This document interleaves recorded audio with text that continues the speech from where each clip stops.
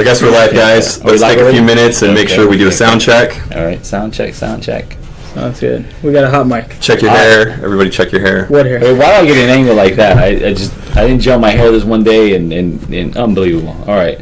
Share this. Hey guys. All right, so we're live. Let me turn this over because academics have a tendency to talk and rant, and so I want to make sure that I just want to make sure that it is.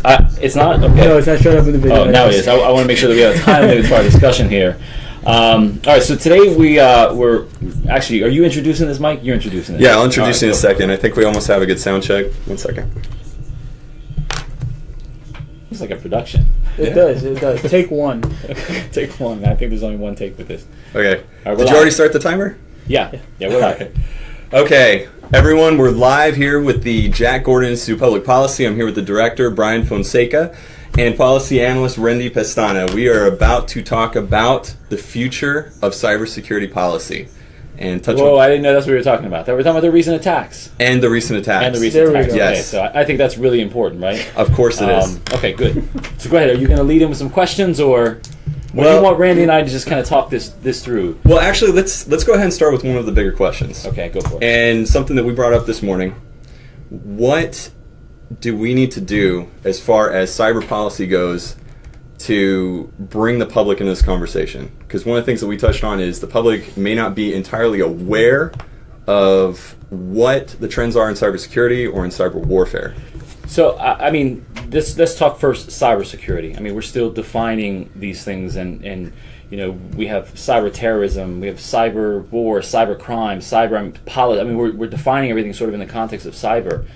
And the reality is that cyber is sort of just part of the natural evolution of our technological capability, and so there's some things that I think we need to reconcile there in terms of how we define what it is that we're in.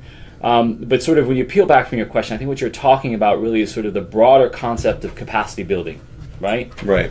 In the broader sort of demand to ensure that more members of our society understand sort of the prevailing threats that emerging and evolving technologies have on sort of citizen lives, on governments, on private sector, right? And so how do you bring the community in? Well, I think you have to engage them. I think you have to build capacity. You have to start, we've talked a lot about at what point do you start to educate, and we're talking about primary and secondary education levels in which you're building cyber hygiene, right? Just like you brush your teeth, you have similar types of behavioral patterns with how you protect yourself in this sort of digital environment that we're in today.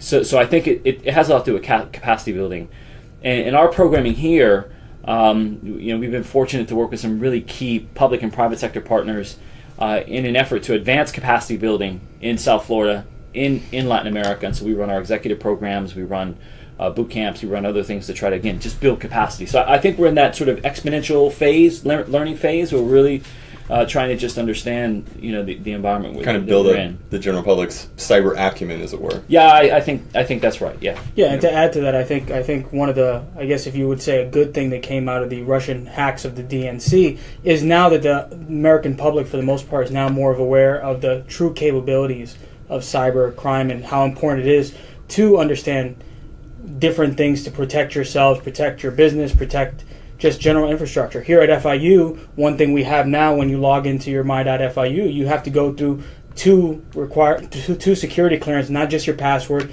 but also push to phone or a text message that goes to log in. So it tells you we're slowly getting there. The problem is we're very fickle. We're a Twitter generation. We're seeing a lot of news coming at you fast, and you're grabbing at the things that interest you. Cyber is not there yet where that's really the forefront of your attention span. So I think more we proceed, the more attacks that we continue to see, like this Petville attack, we're going to continue to see. Mike, can we talk about that? Let's get into that cyber attack. What exactly happened? So, I mean, and Randy, you can certainly expound upon sort of what happened, but sort of preface it maybe with a little bit of background on the WannaCry attacks that preceded this, right? Because this is to some degree meant to at least appear, and we'll talk about that, appear as sort of an extension or almost like a copycat of the WannaCry attacks, although it did use similar sort of pathology in terms of how it was. But go ahead. Yeah, no, and I think that's the critical question: was it or was it not? And we don't have that 100% certainty with this, right? So basically, WannaCry. So essentially, WannaCry was a net attack, ransomware attack that pretty much targeted those with not updated software, particularly in the Windows Vista window. It was Windows operating system. And Yes. remember, this came from sort of leaked NSA information in which NSA and the intelligence community had identified vulnerabilities in Microsoft operating system, and Microsoft put out a patch in order an update, which is essentially a patch to try to patch those holes in the operating system. Once that leak occurred, many people sort of are reluctant to sort of update and patch their systems when they're supposed to, and that left the door open, so to speak, for for outside attackers to hack. Yeah. So you had WannaCry, and they immediately after WannaCry, analysts were saying this is not the last, right? The vulnerabilities are still there. People are still not updating their systems, and so and if you remember, we had a Facebook Live a couple weeks ago with Kaya Siglich from Microsoft, and we talked about just that and how do we continue to inform people, do your updates. Now, this Petya attack looked very, very similar because they used the same holes that were there, but there was a lot of differences here, particularly the target or the primary target of these attacks. While it did hit Europe, it did hit part of the U.S., the major target was really the Ukraine, shutting down critical areas of their lighting companies, their airlines, their banking sectors, their health sectors, targeting their nuclear plant, right? So these are very important security. So naturally, we looked at it as this is likely Russia. Now, Russia did get hit. They didn't get hit very hard. They were easily able to rebound off it, which leads more people, and as we get more information, it's looking more and more likely this came from Russia. Now, whether this came from the top of the state from Vladimir Putin, or this came from people higher. We're still way outside, I think, of of what we know now. But kind of backing up and talking through sort of the mechanics of this latest global cyber attack is again, it did have a lot of the same or a lot of similar features of the WannaCry attacks. Essentially, again, it targeted it targeted holes in the Microsoft operating system, as far as I understand it. And again, you're right in terms of geographic proximity. The concentration of the attack seemed to be in Ukraine, and it did sort of spill over in the periphery of Europe and Russia and Eurasia. But again, there is at least when you do the forensics now, there's certainly I think some clear agreement that Ukraine took the brunt of this. Yeah. There are a few things that were different. So in the attack, part of what a ransomware attack is, for those that aren't familiar with ransomware attack. By the way, last year ransomware attacks were the sort of the fastest growing form of cyber attacking that we were seeing to date, and I think it moves into this year also. That's probably one of the most exponential increases in terms of types of attacks. But essentially, what a ransomware attack is it takes control of your system, your network, and then the hackers require you to pay a fee in order to get access to your data back. So that was the WannaCry. The WannaCry attack was asking for just a few $100s, I think $300 to $600 depending, in order to get access back to your information.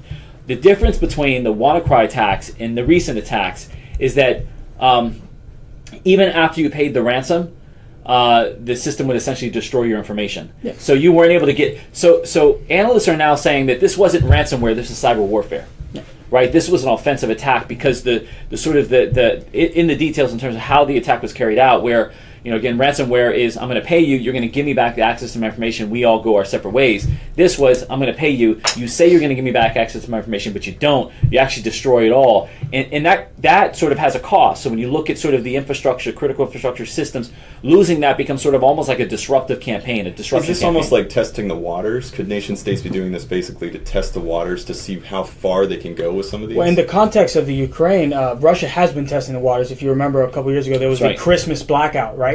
Where they pretty much blacked out the whole entire country, and they did it in subsequent years. Yeah. So just to see the capabilities, and you see people fishing around in the different networks to see where the vulnerabilities are, see if there's openings, and then just planning back doors so that you can get in later. Hit multiple times over the last couple of years. Yeah, and actually, there's a fascinating piece on Lawfare about a year ago that was making an argument that the internet was systematically being pen tested, right? Mm-hmm. That essentially that the internet was being the internet is essentially owned by a series of organizations that have different sort of control functions of supporting the internet infrastructure. And what they were finding were that there was these targeted attacks on those different organizations as part of sort of almost like penetration testing, testing how far they needed to go in order to penetrate those organizations, and that they were doing systematically. And so when experts really started to analyze it, they realized, well, the only ones that really have the planning and the organizational capacity to do that are states. And so a lot of people are trying to point to China or Russia or even the United States. But the idea is that you've seen this. I think you've seen states, to your point, Mike, I think you've seen states in this space already looking at cyber as a weapon of warfare.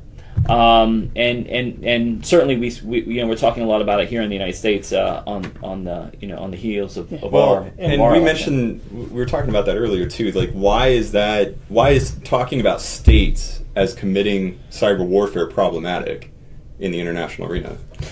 Well, where do you want to start? we only have 15.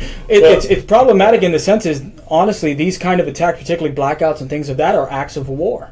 And we just got to be careful calling it that, right? Because the problem is, when you say it's an act of war, now you have to respond a proportional attack, whether it means blackout or. Well, you don't have to respond proportionally, but I mean, if you're usually, well, you have an option, yes, right? And the sort of concept of proportionality is really about how you employ the rules of warfare on yourself, but. There are states that may not play with this sort of concept of proportionality, in which just because you attack them at 0.5, they're going to attack you back at 0.5, right? Yeah. But at the end of the day, you still have this concept of one, if you declare it as an act of war, now the state has all instruments of national power to leverage in order to conduct its own capability or its own sort of offensive in response to being attacked. And that's why we've been very careful on how we've classified Russian involvement in U.S. elections. Some have pushed to say to make it an act of war, but the moment you make it an act of war, you're almost sort of forcing, serving as a forcing function that there is some type of retaliation or some. Well, that could carry a lot of risk since we're already kind of in the same regions operating militarily, Syria and things like that. So that's one, is how you classify these things. And two is attribution. So the reality is that oftentimes states use sub-state or non-state actors to help support this, right? I mean, you're talking about networks of hackers across the entire international community. Russians could be employing or leveraging or exploiting or whatever hackers in Russia or in Switzerland, or in China, or in India. It doesn't, and attribution becomes very difficult. How do you, with 100% degree certainty, attribute that attack on the Russian government? It can be contracted with a degree of separation. Yeah, and if you look at Vladimir Putin comments with regards to the election hacks, he says, I didn't order attack, but if a nationalist Russian wanted to attack because they thought it was in the best interest of the country, they're just trying to do what they think is best for the country. Right. Paraphrasing him, of course. Right. So he's creating that at least that doubt that there's a way that says, I didn't really do it, but if somebody in Russia did it, how is that my control? Right. So attribution becomes a very big challenge because, again, what we don't have, Mike, and this I think is a really big question for us going forward, we don't really have a set of rules in cyber warfare, right? We don't have a cyber treaty. We don't have a cyber treaty. We don't have a convention that essentially says this is how states must conduct business. There are no, human rights provisions or use of force provisions or any of those provisions that would essentially dictate how you employ offensive cyber it really seems capability. Like we should, because we're talking about the new MAD, the new mutually assured destruction. But here's the thing: at this point. How many countries really have that kind of offensive capability that's leveraging it right now? And that's part of it, right? You haven't had the entire international community come online with cyber capability in any substantive way. You have a few key. If you look at the origination and sort of the destination of all cyber attacks, it's China, Russia, the United States. It's largely sort of the game right now. But I suspect as it expands, and as you start to see, and I've heard some rumors that there are smaller countries playing out cyber attacks in other small countries to shape outcomes of elections. Sort of following what we allege Russia attempted to do. But so that may sort of open the aperture, and you're starting to hear today more and more calls for some form of international cyber treaty or cyber convention that essentially commits states to play by certain rules of the game. Yeah, now I'd caution though, however, even if we have that, one, how can we prove or ensure that states adheres to this? And two, does the U.S. really want that to happen because of the U.S.'s capabilities? Right, that's a good point. So would the U.S. want to limit and hinder their capabilities in the event someone else were not to I adhere to the rules? wonder if by policy we are limiting our capabilities. Let me add to that, because I think that's a really, really, really good point. I said really a few times, so it's really good. and the reason why it's a good point is because right now, the threats to U.S. from sort of a geopolitical is from Russia and China. Right. There's no guarantees by the United States that Russia and China are going to play by any rules that are stipulated in international conventions. China and Russia have both already broken international conventions before, right? I mean, so they're not stuck to these rules of the game. And so if the United States essentially commits, then it may give up some leverage it has in being able to combat, these other cyber powers out there, namely China and Russia. And so that's part of the challenge in sort of it coming to this agreement. Think about sort of you brought up MAD, and you sort of think about the convention that went on between the United States and the Soviet Union in terms of just trying to get a handle on the production of nuclear weapons. Right. And MAD is mutually assured destruction for anyone that. Which is another point of policy discussion right now, because we're thinking about mutually assured destruction just in the debate over whether or not private sector companies have the ability to hack back. That was something else we were talking about, and that's another emerging debate right now. So right now, private sector is largely relegated to sort of the concept of defensive strategy, right? If you hack me, all I can do is really defend myself. And largely, defense means that I'm going to assume that I'm breached, and I'm going to have a plan to back my data up to sort of fix the infrastructure to keep the business moving forward. And so the reality is not many companies are really prepared for assumed breach. They just simply wear that as a manta. I mean, that's what we do. We assume breach. But then the minute they get hit, they don't know what to do. And that's part of the challenge of this cyber capability that you're trying to build. The emerging debate now, particularly among capabilities, particularly around private sector companies with capability, is: do I have the authority, the legal right to hack back? A group of hackers over here try to hack my organization. I can simply, with my engineers, hack right back and shut down their entire operation. And that's the debate we're having now. It's almost like sort of the stand your ground law, right? In which someone comes in your house, you have the ability, right? I mean, it's sort of playing in that same legal space. Right. And whether or not companies, even individuals, it's going to extend from companies to individuals at some point. I suspect it's sort of the natural causation of this. But are there some inherent dangers in that, though? Absolutely. I mean, obviously. I mean, Mike, you're functioning in such an undefined domain where the potential for collateral damage is just unknown, right? And severely enhanced, right? Stand your ground is you got an individual, you're kind of in that space, you can define that threat and you can engage that threat. When you're working in this space, if you hack back an organization, you don't know how far that hack is actually going to spread through the channels in which they're already engaged too. So I think we still have to understand sort of the potential collateral damage from that. Yeah, and I think to bring it back to the recent attacks, I think you are seeing it, and I was at an event, Verizon event in Plantation a couple weeks ago, and they talked about these disruptive attacks, and that's what you're continuing to see grow. Yeah. So there was an example of a company in the U.S., they do renewable energies, right? And they have a chemical formula that turns oil into renewable energy sources, right? So a hacker from the Middle East who works with an oil company essentially hacked the systems, changed the formulas, and what happened was now the formula doesn't work.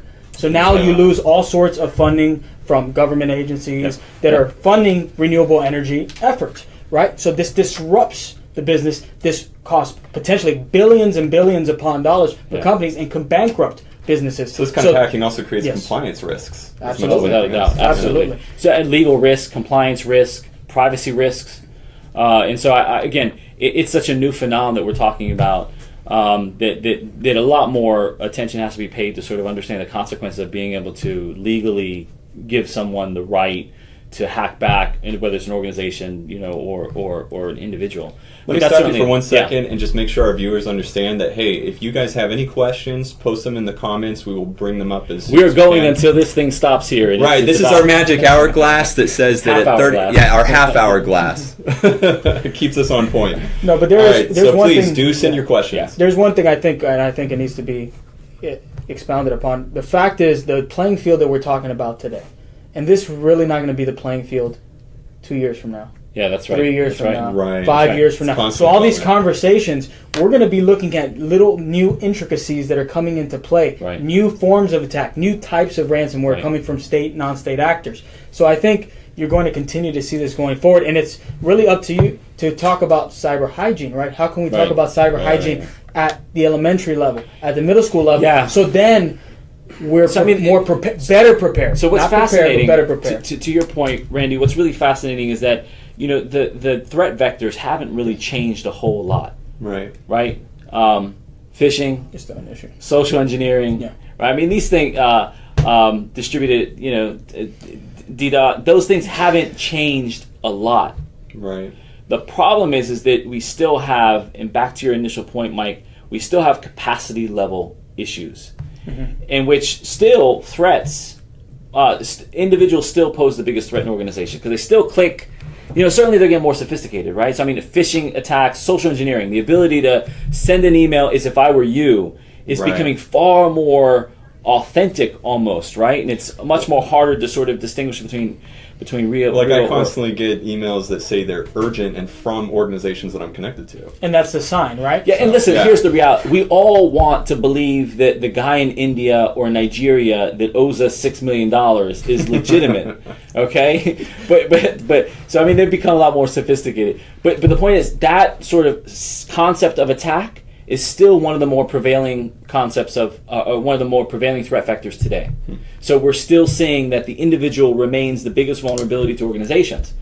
So whether you're clicking the link, whether you're plugging in the USB drive that you shouldn't be plugging in, whether you're not updating your software, right, when you're Right. supposed to, the technology to The try basics. the basics, and that's part of the problem. Again, that's what made the last week's or this week's attack and the attack a few weeks ago by WannaCry, so frustrating is that Microsoft identified this vulnerability before the attacks occurred and put an update out there, a patch. They issued a patch which was in the form of an update, and just millions of people just failed to do that. And that goes back to cyber hygiene, right? The same way you may change Literally out your brushing your teeth every toothpaste. month, Yeah, the same way you might change out your toothbrush after you get a cold or something. I mean, the basic. I don't. My wife does all that for me. I don't have the cyber hygiene. But, Well, that's why your administrators of your system should be like.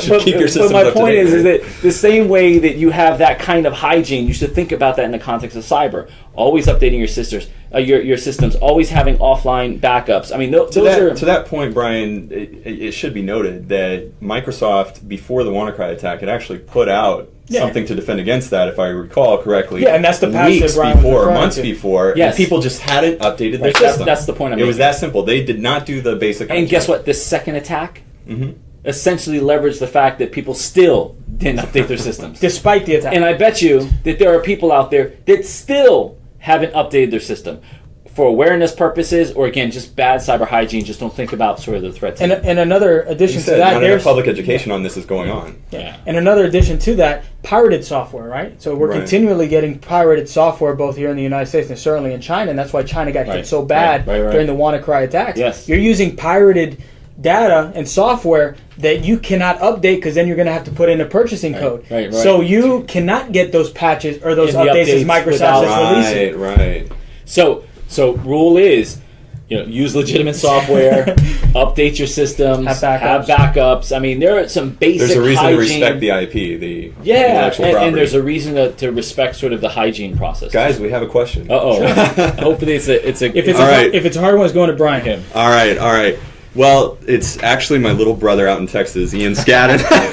Hey, Ian, did he put you up to this, Ian? I bet you he put you up to this. I probably did. Well, and the cool thing is he's a very smart man. He's doing his degrees in something like his master's in plant breeding and genetics or something like that. What so is that? Wow, he is a that's scientist. fascinating. Okay, that's a so real we have a scientist. good question from a real scientist here. We're kind of fake scientists. You are the real one. Political scientist, right? All right. He asks, in what ways will cyber policy affect the average basic computer user's citizen, and is there a way to balance cybersecurity with citizen privacy? It's a great question. Randy, you got that question. Actually, I think We've done some work on this. Yeah, I'm a dictator. I wouldn't care about your privacy, but yeah. So there's a fine line between security and privacy, and it's along a lot of ethical lines, and depends on which side of the aisle you sit on. But with that said, U.S. policy will eventually continue to take shape to put in mandatory minimums, right? So Europe, they're going to implement next year, May 2018, they're implementing a system where businesses must adhere to certain cyber standards for their industry. So for their infrastructure, they have to have certain levels. I don't think we're too far away from seeing that in the United States. How that looks, what's included, what are the requirements, and what are the costs associated with getting to those requirements? That's the major question, right? But certainly it's something that we're going to have to debate. Now, on the security side of it, and security versus privacy, that's a very tricky matter, and I think you're going to have that large libertarian base. They're going to continue to say you shouldn't be looking at us at all, right? But then you're going to have your bases to say I feel like we need to secure ourselves. Let me jump in here with something. You know, I have a little bit of a background in intel, and frankly, the kinds of collections that you could do was something that you would keep confidential. I mean, there's already laws in place that basically speak to confidentiality. I may have your information just by because you were the collateral in some other collection I was doing, but that doesn't mean I get to take your information and do anything with it. Right. I mean, do those policies protect us enough? Or? Well, if somebody hacks into you and now they have all the information that you do your job, go for it. Right? What I bought on Amazon doesn't matter to me. But they have my information that they got from you. At now some we point, have an you're issue. going to see, and it's publicly released. You'll have to go on the web and find out which organization, because I won't mention them. But you're going to have ownership over your data at some point, where you have the ability to sell, not third party, right? Yeah. In which you have the ability to sell your own information. But kind of 2 points. So one, Ian, in 2000, I think it was 2014, President Obama issued an executive order to focus exclusively on sort of that intersection between cybersecurity technology and citizen privacy. In fact, NIST, the National Institute for Standards, Standards Technology, they actually developed an entire set of standards to help states understand the importance of protecting citizen privacy and the types of mechanisms that should be used when state is implementing technologies or allowing for technologies to sort of exist that might infringe upon citizen privacy. Is there an indication that kind of an order could turn into an international treaty at some point? I don't know. Because not every state respects privacy in the same way. And not every state respects international treaties either. But what it may become is it may evolve as part of an international norm, right? I mean, it may not be a written signed treaty, but just like we have international norms for freedom of the press, international norms for human rights, and I think citizen privacy, as sort of you start to continue to expand the vulnerabilities of cyber threats across the, sort of the wider percentage or the majority of the world, you're going to start to see international norms sort of manifest. Whether or not they manifest themselves in some formal treaty or something, it may, depending on sort of the level of threat at the time. But the issue is still very, very relevant. And so Randy started to talk about sort of regulations on companies. One of the things that you're going to start to see emerge very soon that does have an impact on individuals is sort of, again, going back to the issue of attribution. Small businesses often don't tell you that they've been breached. Why don't they tell you that they've been breached? Shuts down your business. Closes your doors, right? You lose confidence in your consumer loses confidence. So there are no requirements. Where a big company can weather that. Right. There are no, but the press pushes that on the big companies. The publicly shared companies have responsibilities, right? There are requirements. But on general organizations, there are no requirements. But they all hold data now, right? And so one of the things that you're starting to see is this forced requirement on reporting that businesses have to, it's not there yet, but that businesses will have to report when they've been breached or hacked. Gotcha. Because your personal information may have been at stake or been vulnerable. Yeah. We're running out of time, so we're going to have to kind of wrap this up. We have any other questions? But there's one point I think. Go for it, Randy. Brian, you make a hell of a point there. And I like this, man. We usually fight, but we're complimenting. That's good. and this is one of the things with small businesses that we're seeing, and you certainly could attest to this. Small businesses oftentimes do not know that they've been hacked. That's true. I think the standard right now is about 90 days from point of breach until the average business finds out that they've actually been breached. That's down from about 220 days. I think it was about 2 years ago. My numbers may be slightly off there, but you're talking about 2 to 3 months at minimum before an organization recognizes that it's been breached and all of its data has been essentially taken. Right. They have an eye back there. And you can't even do anything to respond to it at that point. Right. Okay. Well, we have one last comment here. Oh, wait. Okay, no, we have a comment and then we have a question. So let's knock those out and then we'll wrap this up. Sounds good. Okay, Rodney Sammy Gilarte. Hey! I'm sorry if I spoil your names. And he'll kill you. I mean, he's a former Marine. He's Okay. not a former Marine. He's a Marine. Oh boy, devil dogs. And you, Hoorah. what branch of the service? Were you in a branch? Yes, I was in the Army. Is that still a branch? Oh, anyway, boy. Sammy's a Marine, and he's deadly. So get his name right. That's. I'm not even going to get this. I'm not going to get this. All right. Tell Brian that the Egyptian army needs cyber help at the Mubarak military city. Don't forget his chocolate chips. Whatever that. You know what, Sammy? We don't have to go there. We don't have to talk about that time that you and I got hand-me-downs when we were in the middle of Egypt. Yeah, we don't have to go there. And we were wearing chocolate chips. Maybe we should. In the 2000s. That's just wrong. That's for the next Facebook Live. Everybody session. thought we were in Desert Storm, not Bright Star. Anyway, We'll have we're Battle of the wrong. Services next live that we do. that's right. It's not even a competition there. Just so everyone know, Brian kind of stacks his team with former Marines. Anyway, so I don't even want to get into this fight. not entirely true. It's just a joke because this is being recorded. It's a joke. It's a joke. It's a joke. It's 34%. All right. Ian Scadden again with a follow-up question. Can we largely automate the cyber hygiene processes like computers do with defragging and so on, since many people don't know or don't care about general good maintenance? Sure, but then you can still be penetrated. It still doesn't stop the same risk from occurring. Gotcha. Yeah, I mean, at the end of the day, there is a sense of automation already going on, but usually individuals have the option to do. I mean, so you automatically get a queue to update your software. Button pops up, says update now. It's on you now to click the button to actually. I mean, there's a form of automation that's already occurring to help sort of keep and press hygiene forward. Right. But the user interface is all, at least for now, until advances in artificial intelligence and machine learning are able to sort of mitigate some of That's a whole nother. But we're pushing to that. We're just not there yet.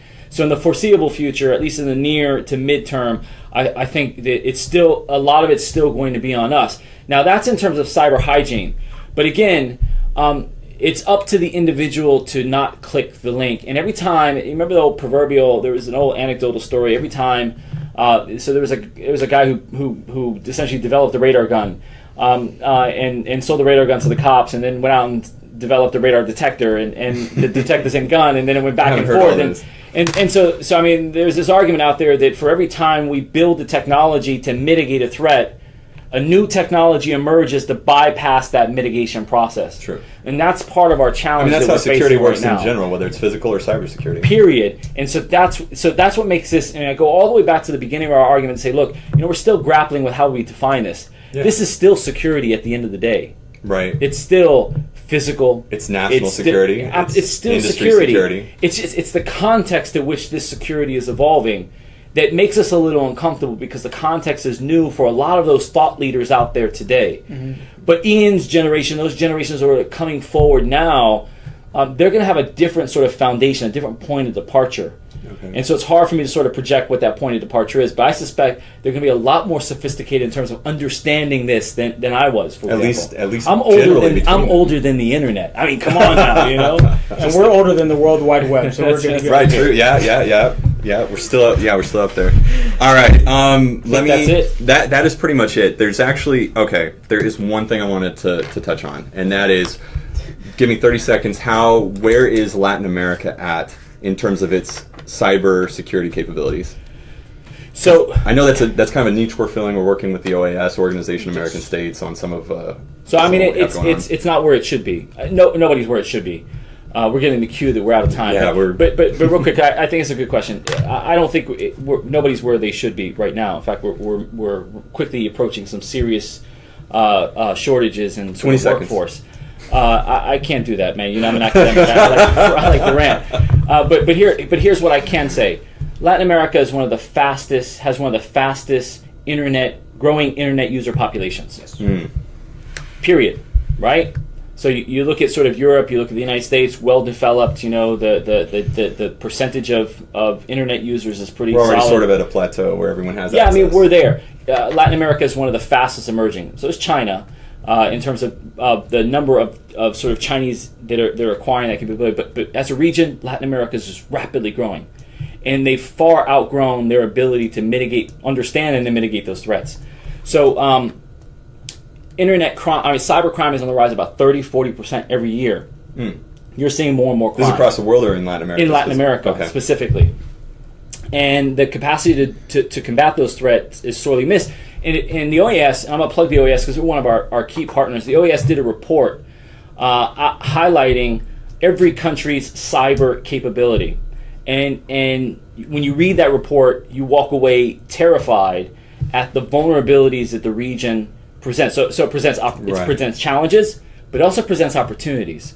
If you are a cybersecurity provider, Latin America is probably a rich market for you to think about getting involved in. Absolutely. Now, this is. Did I take his 30 seconds too? Yeah, you took his 30 seconds. You're done, Randy. What he said. What he said. Well, now here's your guys a chance to also plug for the cybersecurity leadership. Go for it, Randy. So in October 17th and 18th here in Miami, we will be hosting over 50 participants from numerous countries throughout the hemisphere and also from the globe to really look at the cybersecurity leadership and strategy program. This is a program that's going to be in its third iteration. We held one in April at the OAS General Assembly building. We held one previously last October. Phenomenal turnout, over 18 countries from around the globe there. So we're super excited. We're partnering with the OAS. Certainly Microsoft's a key partner for this iteration. And we're just hoping to do what Michael just talked about and really build capacity, build cyber hygiene, particularly in the hemisphere that's really outgrowing its access at this point. So former Estonian foreign minister and ambassador to Russia will be here. Peter Singer is expected to be here. He's written the book Ghost Fleet and a few other books on cyber. Plug. Yeah, he's Shameless brilliant. Plug. And so we expect some really top level folks converging to help us sort of think through this. Awesome, guys. It's a good program. Listen, I'm going to do one last thing for us as we close this out. Make sure you also go to our website, gordoninstitute.fiu.edu. If you look under the tab Policy Innovation, you'll find some more tabs on our publications, including Global Security Review. Is that in the picture there? Yeah. So go and check out Global Security Review whenever you have a chance. The articles are concise and easy to digest. Great weekend reading, including one on nation-state hacking, uniting policy and code to limit the threat. By Mark Dean. Brilliant guy. All right. Anyway, thank you for joining us today, and be cyber safe.